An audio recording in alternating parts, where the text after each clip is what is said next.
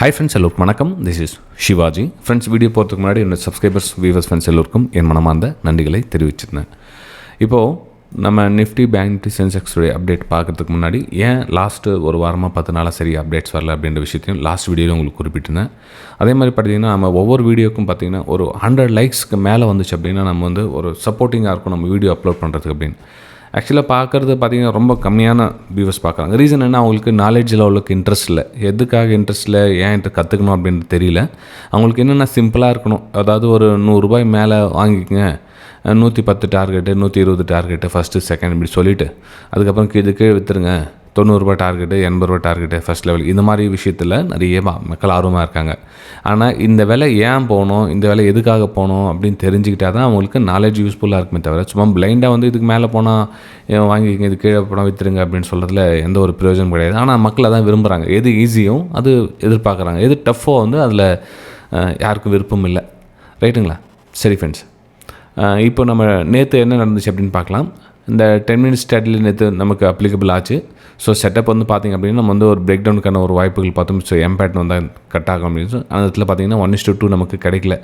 Reason என்ன அப்படின்னு பார்த்தீங்கன்னா நம்ம எக்ஸ்பெக்டேஷனு நம்ம இங்கேயே வரும் அப்படின்னு எதிர்பார்த்தோம். சப்போஸ் இங்கே கட் ஆகிடுச்சின்னா நமக்கு வந்து இந்த 1:2 கிடச்சிருக்கலாம். ஆனால் ப்ரைஸு எங்கே டச் ஆகுதுன்னா நேரம் கடக்க லாஸ்ட்டில் டச் ஆகுது. இப்போ வந்து ஒரு ட்ரெண்ட் லைன் நம்ம ட்ரா பண்ணோன்னா ப்ரைஸு இங்கே வந்து டச் ஆகிடுச்சுன்னா நமக்கு இந்த டிஸ்டன்ஸ் 1:2 கிடைக்கும். ஆனால் இதுவே கொஞ்சம் கொஞ்சமாக ஸ்லோவாக இந்த லைன் டச் ஆச்சு அப்படின்னா நமக்கு இதில் 1:2 கிடைக்காது. ஏன்னா இந்த ரேஞ்ச் வந்து மேலே வந்து மூவ் ஆகிடும்.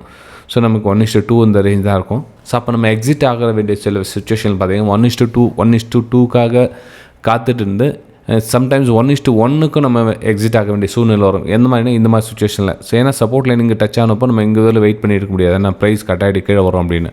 ஏன்னா இங்கேயே சப்போர்ட் எடுத்து நம்ம ட்ரெண்ட் லைன் வந்து இங்கே சப்போர்ட் எடுக்க சொல்ல நம்ம இந்த சப்போர்ட்டுக்கு தான் எக்ஸிட் ஆக வேண்டியிருக்கும். ஏன்னா ரொம்ப நேரமாக டார்கெட் வெயிட் பண்ண பார்த்துட்டே இருந்தீங்கன்னா நம்ம இந்த சப்போர்ட் கிட்ட வந்து நம்ம இங்கேருந்து எக்ஸிட் ஆக வேண்டிய சூழ்நிலை வரும். ஸோ அதனால தான் வந்து அந்த இதில் எக்ஸிட் ஆகுது.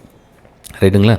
சரி, அப்போது 1:2 நம்ம வெயிட் பண்ண வேண்டிய சூழ்நிலை இல்லை சார். அப்போது 1:1 தான் அப்போ அப்படின்னா சம்டைம்ஸ் நான் சொல்லுதுன்னா இப்போ ப்ரைஸ் 2 நாளாக வந்து ஒரு ரேஞ்சில் போய்ட்டுருக்கு. ஒரு ட்ரெண்டிங்கில் சொல்ல பார்த்தீங்கன்னா நீங்கள் சொல்லுது 1:2 காத்துட்ருக்கலாம்.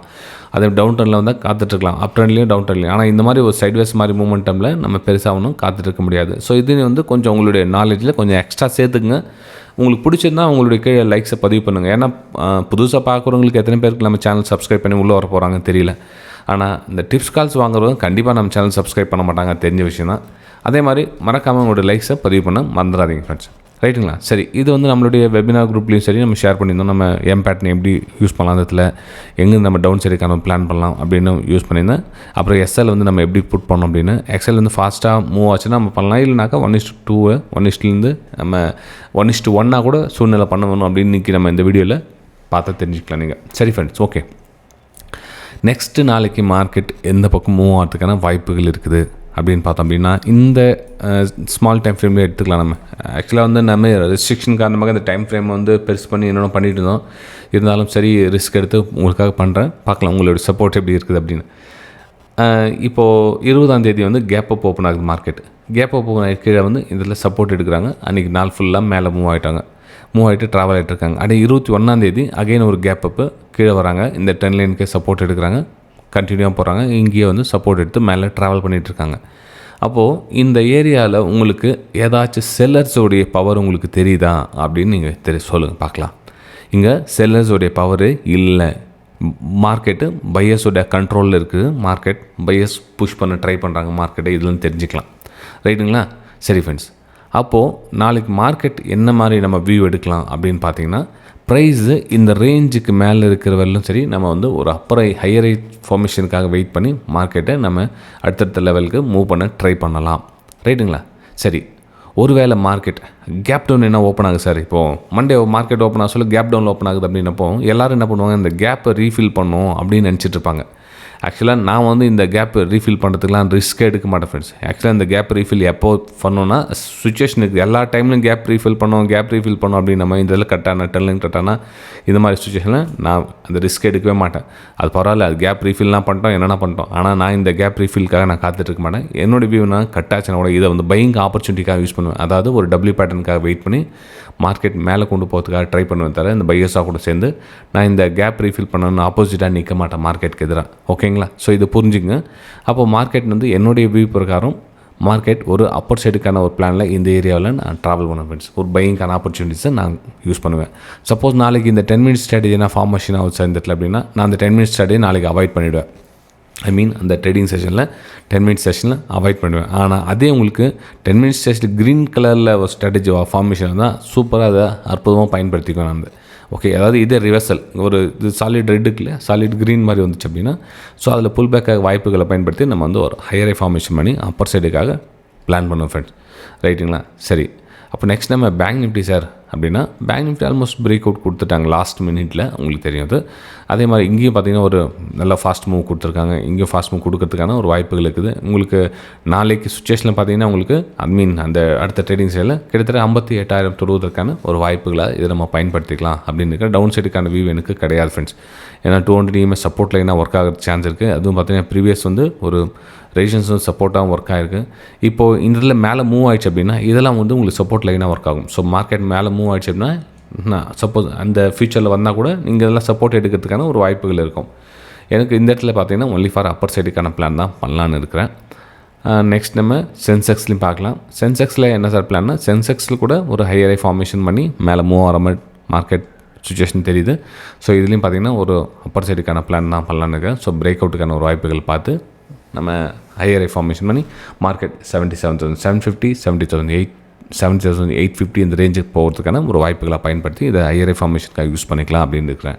சரி, ஓகே சார். இப்போது மார்க்கெட்டில் சுச்சுவேஷனில் பார்த்தீங்கன்னா லாஸ் நான் இப்போ இருக்கிறேன் தொடர்ந்து.